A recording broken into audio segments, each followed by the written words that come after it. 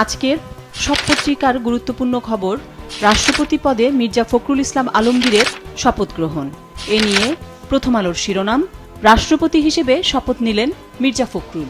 খবরটিতে বলা হয়েছে, গতকাল শুক্রবার বঙ্গভবনের দরবার হলে জাতীয় সংসদের ভারপ্রাপ্ত স্পিকার কায়সার কামালের কাছে শপথ নেওয়ার মধ্য দিয়ে আনুষ্ঠানিকভাবে রাষ্ট্রপতির দায়িত্ব গ্রহণ করলেন ৭৮ বছর বয়সী মির্জা ফখরুল ইসলাম আলমগীর।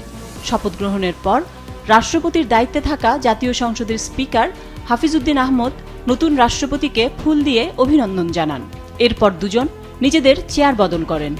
এর মধ্য দিয়ে আনুষ্ঠানিকভাবে রাষ্ট্রপতির দায়িত্ব পেলেন মির্জা ফখরুল ইসলাম আলমগীর। পাশাপাশি আরেকটি গুরুত্বপূর্ণ খবরের শিরোনাম, মন্ত্রিসভার আকার আরও বাড়ল, মন্ত্রী প্রতিমন্ত্রীর শপথ। নতুন ৫ সদস্য মন্ত্রিসভায় যুক্ত হলেন, একজন প্রতিমন্ত্রী থেকে পূর্ণমন্ত্রী। সব মিলিয়ে ৪ জন নতুন মন্ত্রী এবং ২ জন প্রতিমন্ত্রী শপথ নিয়েছেন। এদের মধ্যে স্থানীয় সরকার মন্ত্রণালয়ের দায়িত্ব পেয়েছেন আব্দুল মঈন খান, বিমান ও পর্যটন মন্ত্রণালয়ে রশিদুজ্জামান মিল্লাত, পার্বত্য চট্টগ্রাম বিষয়ক মন্ত্রণালয়ের দায়িত্ব পেয়েছেন সাচিং প্রু জেরি, তথ্য ও সম্প্রচার মন্ত্রণালয়ের দায়িত্ব পেয়েছেন আন্দালিব রহমান পার্থ। দেশের রাজনৈতিক অঙ্গনের আরেকটি গুরুত্বপূর্ণ খবর, বিরোধী দলকে সভাপতি পদ দেওয়া নিয়ে অনিশ্চয়তা। সংসদীয় স্থায়ী কমিটি ২৭ আগস্ট সংসদের তৃতীয় অধিবেশন শুরু হচ্ছে। এই অধিবেশনে কমিটি গঠন সম্পন্ন হওয়ার কথা। খবরে আরও বলা হয়েছে, বিরোধী দলকে সংসদীয় স্থায়ী কমিটির সভাপতি পদ দেওয়া নিয়ে অনিশ্চয়তা তৈরি হয়েছে। সংবিধান সংশোধন সংক্রান্ত বিশেষ কমিটিতে বিরোধী দল প্রতিনিধি না দেওয়ায় জুলাই সনদের প্রস্তাব অনুযায়ী স্থায়ী কমিটির সভাপতি পদ বন্টন নিয়ে টানাপোড়েন দেখা দিয়েছে। অতীতের রীতি অনুযায়ী কমিটি গঠন করতে চায় সরকারি দল। জ্বালানি সংকট নিয়ে খবরের শিরোনাম, গ্যাস সংকটে তেলের ওপর বাড়তি চাপ। খবরটিতে বলা হয়েছে, গ্যাস না পেয়ে ডিজেল ও ফার্নেস তেল ব্যবহার করে উৎপাদন চালু রেখেছে ইস্পাত উৎপাদনকারী বিএসআরএম। তারপরও উৎপাদন হচ্ছে সক্ষমতার অর্ধেকের কম। গ্যাস বিদ্যুতের সংকটে একই পথে হাঁটছে ওষুধ, বস্ত্রসহ বিভিন্ন খাতের আরও অনেক প্রতিষ্ঠান। পাবনা ও গাজীপুরের কালিয়াকৈরে গ্যাস নির্ভর একাধিক ওষুধ কারখানা ডিজেল ব্যবহার করে উৎপাদন চালু রেখেছে। গ্যাসের সংকট এখন জ্বালানি তেলের উপর দুই দিক থেকে চাপ তৈরি করছে। সমকালের শিরোনাম, রাষ্ট্রপতির শপথ নিলেন মির্জা ফখরুল ইসলাম। খবরে বলা হয়েছে, বাংলাদেশের ২৩তম রাষ্ট্রপতি হিসেবে সংবিধানের রক্ষণ, সমর্থন ও নিরাপত্তা বিধানের শপথ নিলেন মির্জা ফখরুল ইসলাম আলমগীর।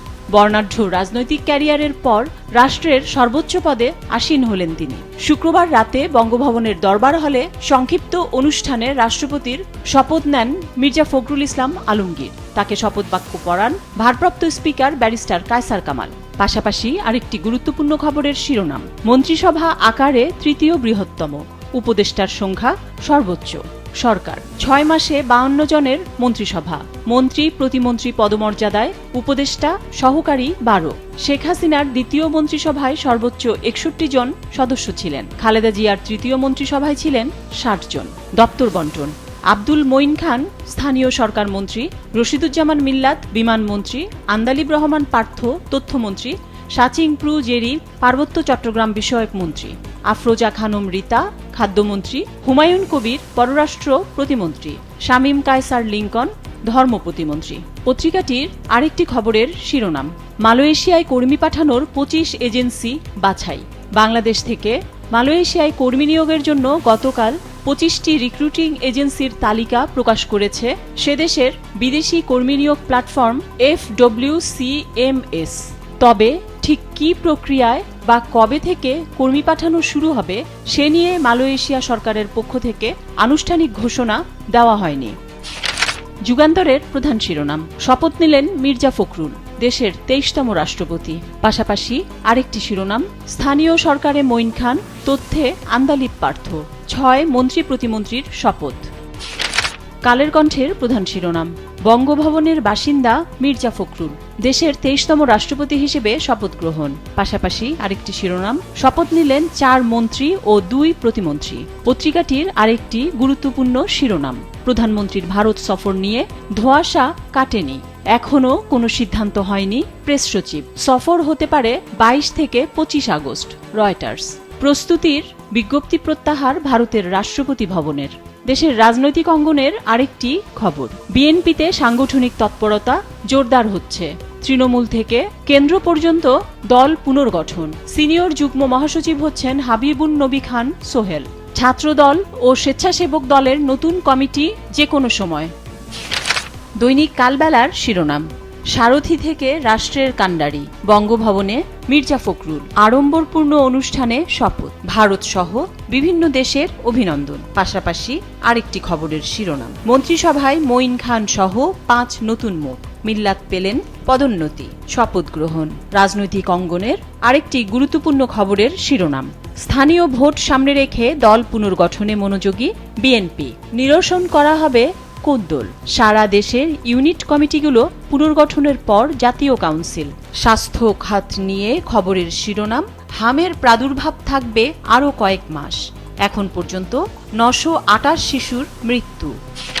দেশ রূপান্তরের শিরোনাম, রাষ্ট্রের সর্বোচ্চ অভিভাবকের দায়িত্বে, শপথ গ্রহণের মাধ্যমে বঙ্গভবন অধ্যায় শুরু মির্জা ফখরুলের। আরেকটি খবরের শিরোনাম, 4 মন্ত্রী ও 2 প্রতিমন্ত্রীর শপথ, আকার বাড়ল সরকারের।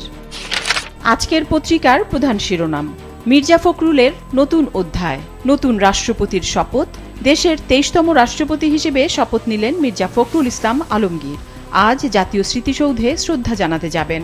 আগামীকাল রোববার তিনি বঙ্গভবনে উঠবেন। আরেকটি শিরোনাম, মন্ত্রিসভার আকার আরও বাড়ল, যুক্ত হল নতুন 5 মুখ। প্রধানমন্ত্রীর ভারত সফর প্রসঙ্গে 2টি শিরোনাম, প্রধানমন্ত্রীর ভারত সফরে অসুবিধা নেই, সমতা থাকতে হবে শফিকুর। পাশাপাশি আরেকটি শিরোনাম, ভারতের রাষ্ট্রপতি ভবনের বিজ্ঞপ্তি পরে প্রত্যাহার, এখনও সিদ্ধান্ত হয়নি প্রধানমন্ত্রীর প্রেস সচিব, কোনো অগ্রগতি হলে জানানো হবে জয়সওয়াল। দেশের পরিবহন খাত নিয়ে খবরের শিরোনাম, ঋণের টাকায় 800 বৈদ্যুতিক বাস কিনতে চায় বিআরটিসি, প্রকল্প প্রস্তাব। 2 প্রকল্পে চীন ও দক্ষিণ কোরিয়া থেকে বাস কেনার প্রস্তাব। 800 বাস ও অবকাঠামোর ব্যয় 4583 কোটি টাকা। 2 দেশ থেকে বৈদেশিক ঋণ 3547 কোটি টাকা।